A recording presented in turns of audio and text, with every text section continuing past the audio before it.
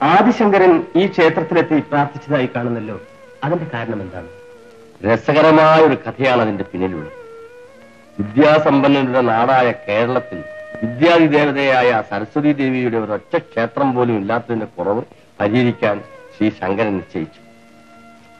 അദ്ദേഹം മൈസൂരിലുള്ള ചാമുണ്ടേശ്വരി ക്ഷേത്രത്തിൽ പോയി സരസ്വതി ദേവിയെ തപസ് ചെയ്തു. ഭക്തോത്തം സമയം കണ്ണു തുറക്കൂ. മഹാഭാഗ്യം.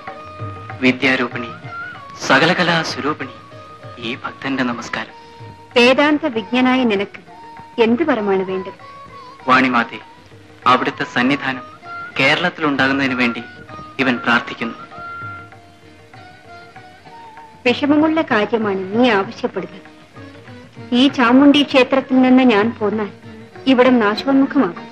അങ്ങനെ കൽപ്പിക്കരുതേ. ഇത്രകാലം ദേവി ഇവിടെ സന്നിധാനം ചെയ്ത് ഈ നാട്ടുകാരെ അനുഗ്രഹിച്ചില്ലേ? ഇനി എന്റെ നാട്ടിലേക്ക് എഴുന്നള്ളി അവിടുള്ള ഭക്തകോടികളെ അനുഗ്രഹിച്ചാലും ദേവിയെ ദർശിക്കാനായി ഇത്ര ദൂരം വന്നെത്താൻ കഴിവില്ലാതെ എന്റെ നാട്ടുകാർ നിരാശരായി കഴിയുകയാണ്. അവർക്ക് വേണ്ടിയാണ് ഞാൻ പ്രാർത്ഥിക്കുന്നത്. ദേവി അത് നിരസിക്കരുതേ. ശരി, വരപ്രസാദം സിദ്ധിച്ച നിന്റെ ആഗ്രഹം നിറവേറ്റിത്തരാൻ ഞാൻ നിശ്ചയിച്ചു. നിന്നെ പിന്തുടർന്ന് ഞാൻ കേരളത്തിലേക്ക് വരാം. നിനക്കിഷ്ടമുള്ള സ്ഥലത്ത് പ്രതിഷ്ഠിച്ചു കൊള്ളുക. പക്ഷേ ഒരു വ്യവസ്ഥ. എന്താണ്? ഞാൻ നിന്നെ അനുഗമിക്കുമ്പോൾ ഒരു കാരണവശാലും തിരിഞ്ഞു നോക്കരുത്. നോക്കിയാൽ പിന്നെ ഞാൻ പിന്തുടരുകയില്ല. ഇല്ല, ഞാൻ തിരിഞ്ഞു നോക്കുകയില്ല. ശരി, നടന്നോളൂ.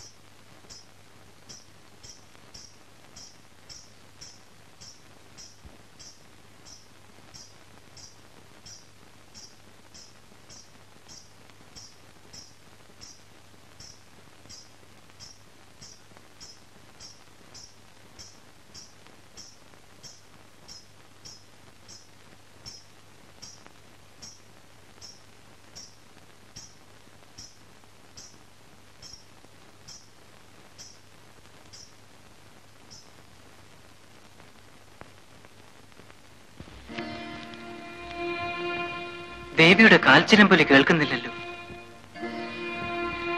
തിരിഞ്ഞു നോക്കാനും വയ്യ. ദേവിയെ കൂടാതെ മുന്നോട്ട് പോകുന്നതെങ്ങനെ?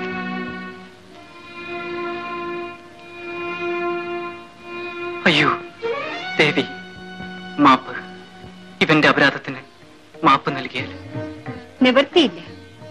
നീ നമ്മുടെ വ്യവസ്ഥ ലംഘിച്ച നിലയ്ക്ക് ഇനി നിന്നെ പിന്തുടരാൻ നിർവാഹമില്ല. ഈ നിമിഷം മുതൽക്ക് ഈ മൂകാംബികയിൽ ഞാൻ സന്നിധാനം ചെയ്യുന്നതാണ്. ദയാമേ, അറിയാതെ ചെയ്ത അപരാധമല്ലേ? മനുഷ്യ സഹജമായ ഈ പിഴ പുറത്ത് ഇവന്റെ കൂടെ എഴുന്നള്ളണമേ. ഇല്ല, ഈ മൂകാംബികയിൽ നിന്ന് ഒരടി പോലും ഞാൻ മുന്നോട്ട് വെക്കുകയില്ല. എന്നെ ദർശിക്കേണ്ടവർ കേരളത്തിന്റെ അതിർത്തിയിലുള്ള ഇവിടെ വന്ന് ദർശിച്ചുകൊള്ളട്ടെ. അങ്ങനെ കൽപ്പിക്കരുതേ. അവിടുത്തെ സാന്നിധ്യം കേരളത്തിൽ ഉണ്ടാകുന്നതിന് വേണ്ടിയാണ് ഇവൻ ഇത്രകാലം തപം ചെയ്തത്. അത് സാധിക്കാതെ വന്നാൽ ഈ സന്നിധിയിൽ നിന്ന് പോവുകയില്ല. ഇത് സത്യം. വത്സ, നിനക്ക് ഇത്ര നിർബന്ധമാണെങ്കിൽ നിന്റെ ആഗ്രഹം ഞാൻ സാധിച്ചു തരാം. പക്ഷേ നിന്നോടൊന്നിച്ച് ഞാൻ വരുന്നില്ല. നിന്റെ നാട്ടിലെ ചോട്ടാനിക്കര ക്ഷേത്രത്തിൽ എന്നും രാവിലെ നിർമാല്യം നട തുറക്കുന്നത് മുതൽ ശ്രീബലി കഴിയുന്നത് വരെ എന്റെ സാന്നിധ്യം ഉണ്ടായിരിക്കും. അതിനുശേഷം ഞാൻ ഈ മൂകാംബികയിലേക്ക് പോരും. അതുകൊണ്ട് കേരളത്തിലെ ഭക്തന്മാർ ചോട്ടാനിക്കരയിലെത്തി രാവിലെ ശ്രീബലി വരെയുള്ള സമയത്ത് എന്നെ ഭജിച്ചാൽ ഉദ്ദിഷ്ട ഫലം സിദ്ധിക്കും. ഇനി സമാധാനമായി നാട്ടിലേക്ക് പോകൂ. ദേവിയുടെ ദയാവായ്പിന് നമസ്കാരം. ദേവി,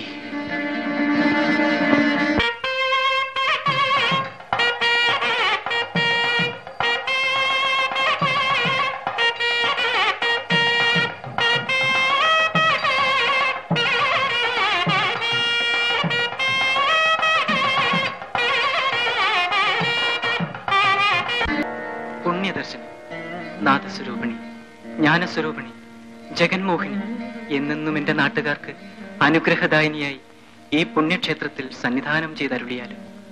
മഹാമായി, ജഗദംബികെ, രാജരാജേശ്വരി, അന്നപൂർണേശ്വരി, പ്രസീദ പ്രസീദ.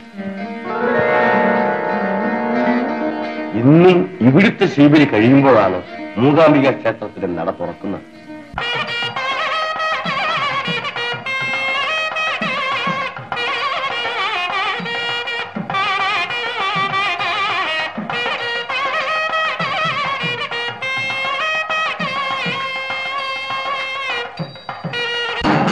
രാവിലെ ചോട്ടാനിക്കര ദേവിയെ അണിയിക്കുന്ന ആട വെള്ളയാണ്. വെള്ളപ്പളുങ്ക് നിറമാണ്ട സരസ്വതിയുടെ സാന്നിധ്യമുള്ളതിനാലാണ് വെളുത്ത ആട അണിയിക്കുന്നത്. കാലത്തുള്ള ശ്രീബലി കഴിഞ്ഞാലോ? പിന്നീട് ഭഗവതിയെ സൂചിപ്പിക്കുന്ന ചുവന്ന ആടയാണ് ചാത്ത.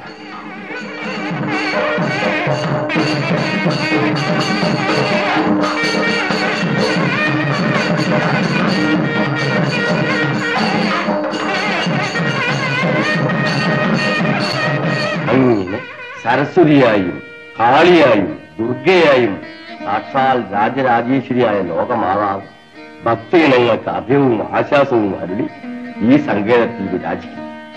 ഈ ക്ഷേത്രത്തിൽ മേൽക്കൂരയില്ലാത്ത ഒരു രക്ഷിത്തറയുണ്ടല്ലോ, അതിന്റെ അർത്ഥം എന്താണ്? പറയാം. പക്ഷേ ആ കഥ കുട്ടി കേൾക്കണ്ട. പോയി കിടന്നോ, ഉറങ്ങണ്ടേ? സമയം വളരെയായില്ല. കാലത്ത് എഴുന്നേറ്റ് നിർമ്മാല്യം തൊഴേണ്ടതല്ലേ?